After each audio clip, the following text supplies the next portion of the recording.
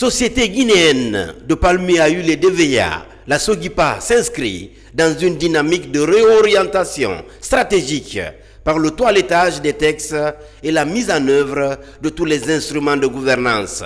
Une vision d'obligation de résultats suivie à la loupe par les membres du conseil d'administration et les autorités du ministère de l'Agriculture et de l'Élevage.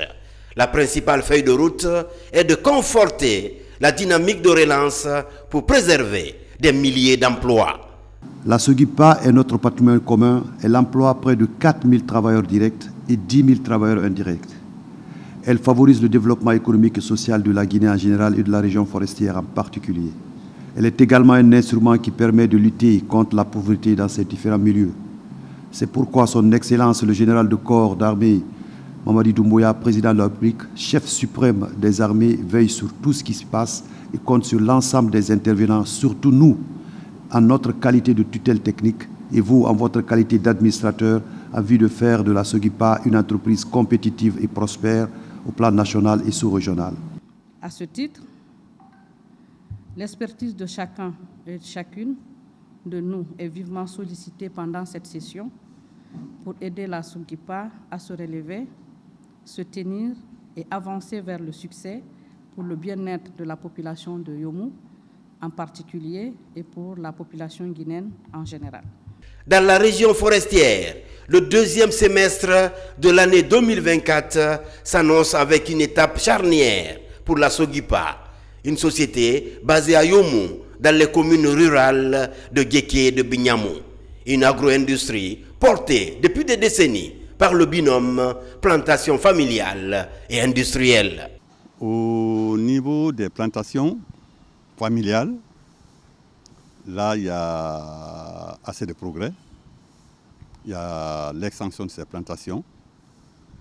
Et au niveau des plantations industrielles, reconnaissons bien, la société a des difficultés. Et la nouvelle direction est venue trouver ces difficultés-là que nous cherchons à gérer.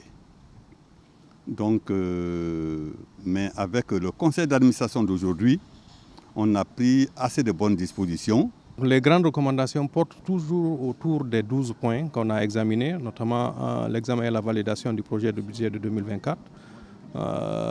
Il y a eu un diagnostic qui a été fait sur l'organisation et le fonctionnement de la SOGIPA. Fleuron de l'agro-industrie en Guinée, la SOGIPA se relève avec des investissements d'envergure à l'image de la construction de la nouvelle usine de caoutchouc.